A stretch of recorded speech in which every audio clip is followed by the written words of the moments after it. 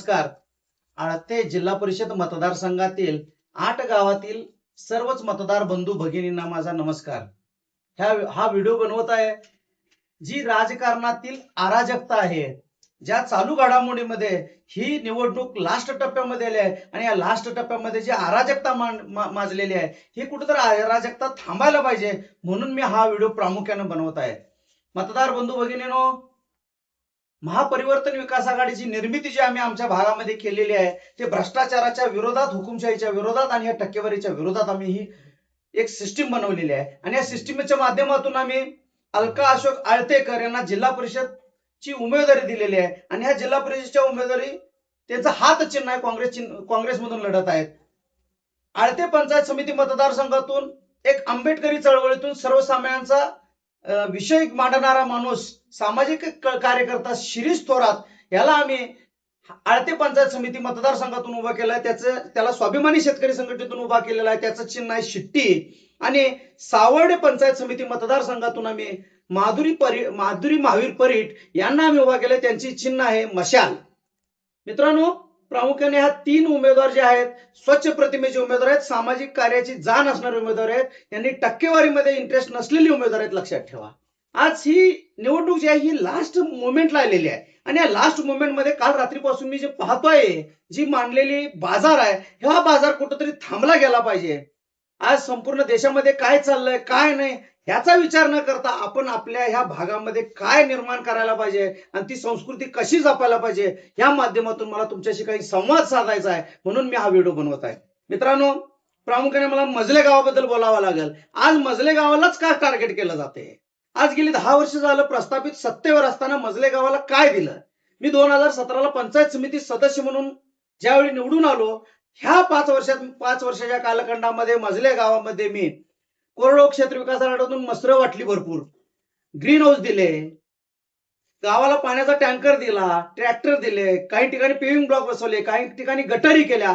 ज्या पंचायत समितीमध्ये हेच ज्येष्ठ नेते म्हणत होते उंदरं खेळते, त्यांना त्यांच्या या विचाराला मी बाजूला ठेवून मी माझ्या विचाराने त्या गावामध्ये काम करण्याचा प्रयत्न केला. पण ही जी मंडळी आज तुमच्याकडे येत आहेत आणि जी आपल्या गावामध्ये अराजकता माजवत आहेत, यांनी या गावासाठी काय केलं प्रामुख्याने सांगावं.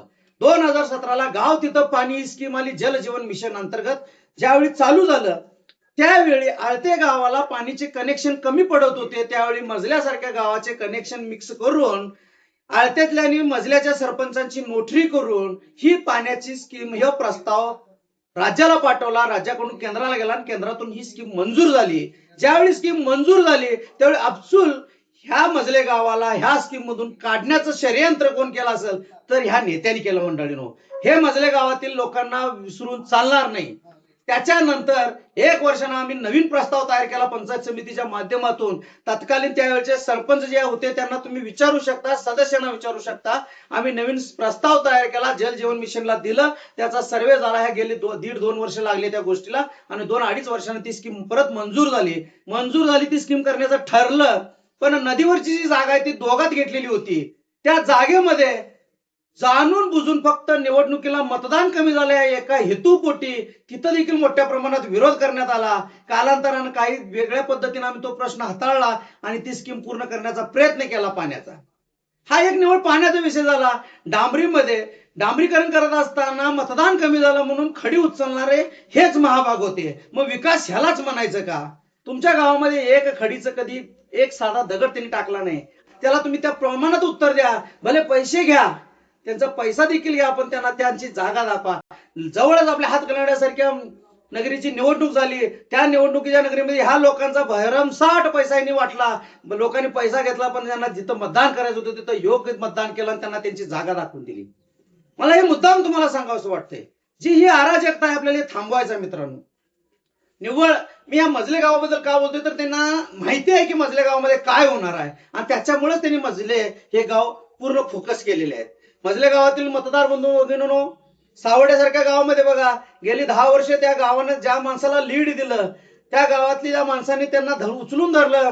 आज सर्व गट सोडून त्यांनी सर्व 4 गट एकत्र येऊन ह्या अलका अशोक आळतेकरांच्या पाठीमागे ठामपणे उभा राहिलेले आहेत. त्यांना घरोघरी जाऊन इमोशनल करण्याचा प्रयत्न करत आहेत, डोळ्यातनं पाणी काढत आहेत, माझी शेवटची निवडणूक म्हणून सांगत आहेत.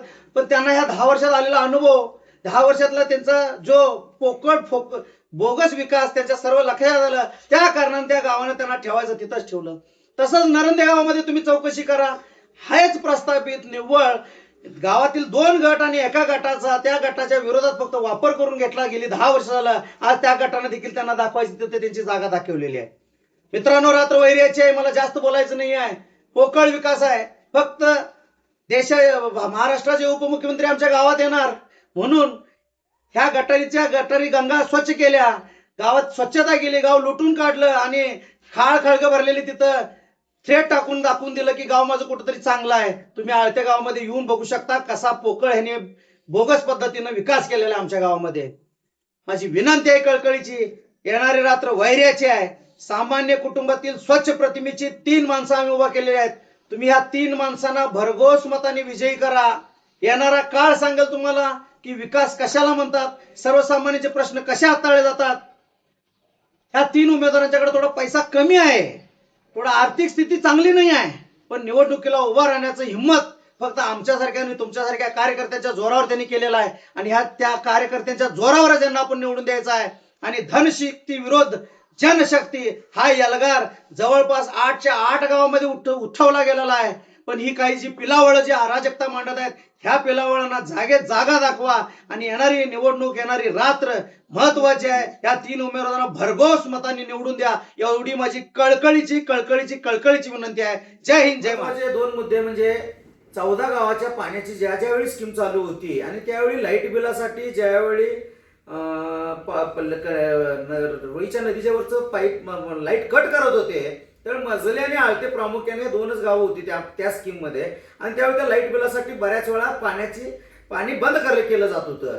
त्यावेळी ज्यावेळी आंदोलन आम्ही केलं त्यावेळी यश मिळालं आणि आम्ही मजल्याबद्दल देखील तीच भूमिका मांडली, आळतेबद्दल देखील तीच भूमिका मांडली. पण जो आज तिथं येतोय आणि मी विकासाचा पोकळ वासा घेऊन बोलायला लागलाय, ती व्यक्ती कधी मजल्याबद्दल तशी बोलली नाही. मजलं गाव ह्या मतदारसंघात नको म्हणून पूर्ण मुख्यमंत्र्यापर्यंत गाव काढण्याचा प्रयत्न केला गेला ह्या जिल्हा परिषद मतदारसंघातून. म्हणजे मजले गावाची एवढी भीती का वाटायला लागल्या आणि या मजले गावातच आज छेळा म्हणून पिलावळ का बसवली गेली. ह्या गोष्टीचा माझ्या तरुण मित्रांनो पूर्ण गांभीर्याने विचार करा, पूर्ण गांभीर्याने विचार करा.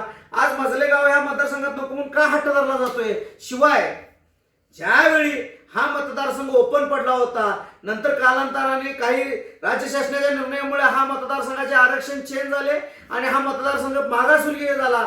हा मागासवर्गीय मतदारसंघ ओपन करण्यासाठी हायकोर्ट आणि सुप्रीम कोर्टाच्या गिरट्या कोण गाठल्या, कशासाठी गाठल्या, हा सर्वसामान्य नागरिक विचार करावा मित्रांनो. म्हणजे ज्यावेळी पद येतंय, ज्यावेळी आरक्षण असतंय, त्यावेळी माझा अधिकार आणि ज्यावेळी याच्यावर आरक्षण पडलं जातंय त्यावेळी मात्र सर्वसामान्य आपल्या जवळचा कार्यकर्ता नको, ही भूमिका प्रामुख्याने लक्षात ठेवा आणि त्या माणसाला त्याची जागा दाखवा आणि येणाऱ्या ह्या चळवळीतील 3 माणसांना भरघोस मताने विजय करा.